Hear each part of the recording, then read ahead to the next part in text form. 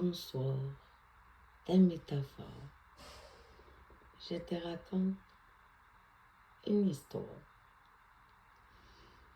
S'il y avait vraiment des moldus et des sorciers, quelle serait ton histoire?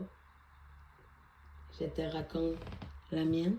Alors, je suis née dans un royaume hautement désenchanté, à mon avis, rempli de moldus au cœur cru et prêt à tout pour suivre son maître. Au cœur du château, il y avait le roi serpent et ses disciples. Quelques sorciers y erraient sans être au courant de leur pouvoir, grâce au scepticisme effrayant de la fausse à serpent. Un lion en cage qui rugit peut être effrayant, mais si on lui tombe dessus, il restera impuissant. Voilà comment les sorciers ont perdu leur ampleur. Face à cette incohérence, leur puissance fut utilisée à bomber leur armure et rester tout puissant, afin d'un jour rejoindre les rangs de Maître Serpent.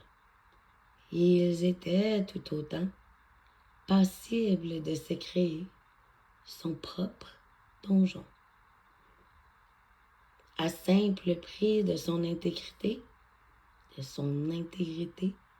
que dis-je, ne plus être afin d'asservir son maître. Là est la raison. Moi, petite rapace indomptée, qui défie toutes les normes du clan de Vipère et son repère, tel que je suis, précisément, pas ce que vous voulez que je sois, décidément. J'essaie de relever les défis, malheureusement, ou heureusement, qui sait. J'aime d'autant plus gagner. Rien n'égale la force draconique d'un être ailé à l'infinie puissance insoupçonnée. Sous ces couches d'écailles se cache une infinie puissance émotionnelle, transmutable à la transformation de n'importe quelle situation. Quelle satisfaction quand tu te rends compte de l'utilité de ces pouvoirs, plutôt que de persister d'être percé dans l'obscurité. Vaut mieux se forger avec cette capacité enchantée, afin que, quand l'on décidera enfin de se libérer, nous serons enfin prêtes à briller dans notre propre monde, enfin souhaiter réaliser ce qui, au fond, n'était pas caché, mais plutôt enterré par des serpenteries affligées. Généralement, ces supercheries ne sont préorchestrées, mais plutôt tolérées, à des fins désespérées de vouloir laisser se planter, afin de mieux se relever. Peu de gens ont la force de détruire leur chaîne. Je ne jure pas avec cette société.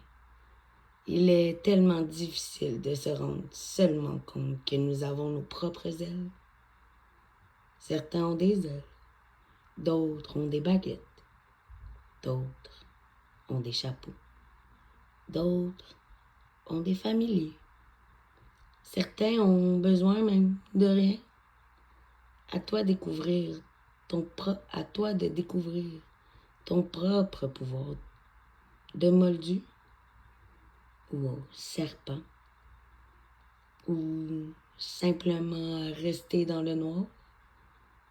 arpenter tous les chemins afin simplement, tu sais, de se retrouver soi-même. Toi, tu es magique, tout court. Ni moldu, ni sorcier, ni serpent peuvent te l'enlever. Sache seulement te le reconnaître. Je pense l'avoir déjà perdu.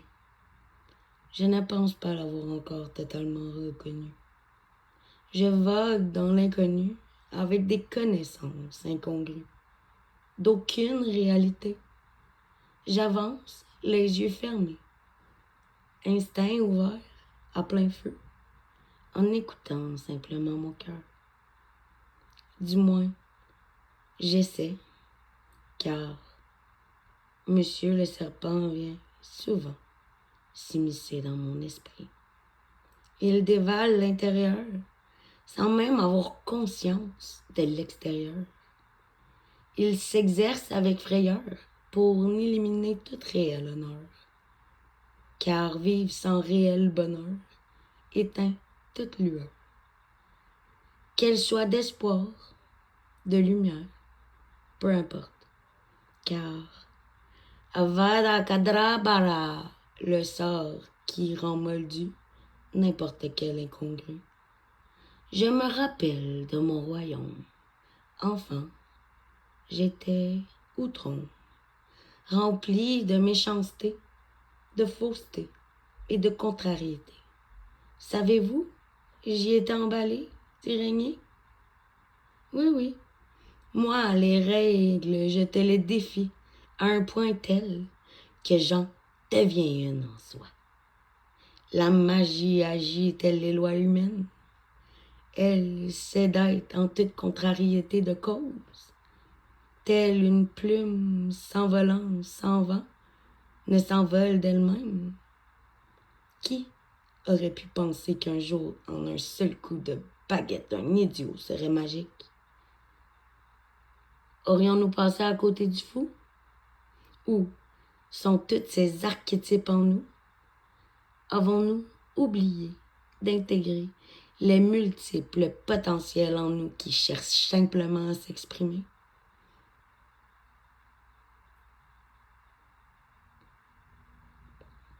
Ou qui cherchent simplement à s'exprimer dans leur lumière, qui, de part en autre, refusent à nous écouter?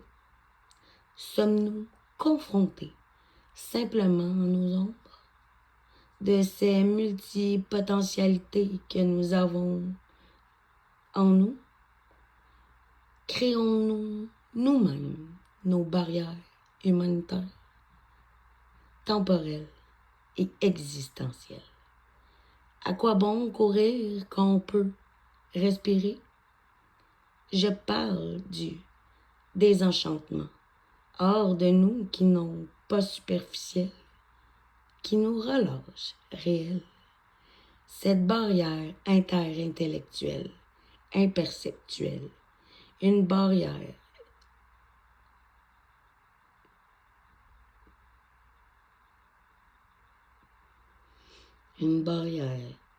logique, molduesque, sans du repli, reste à l'abri, ne retrouve pas le chasseur, car il sera chassé. Je crois encore au libre arbitre et à la loi du gros bon sens. Dans l'absence de sens, plus personne ne se sent. Sans sensation, il n'y a pas d'espace à la magie, car la magie réside dans chaque partie de nous qui, en toi, se sent. Chaque petit frémissement, chaque petite vibration inconnue qui viennent vous chatouiller, toutes ces petites sensations, tu peux mettre inlassablement un frétillement en l'espace de toi-même quand tu sais d'abord les reconnaître pour ensuite les manipuler. C'est en quoi consiste la vraie magie de l'énergie de la vie. Merci.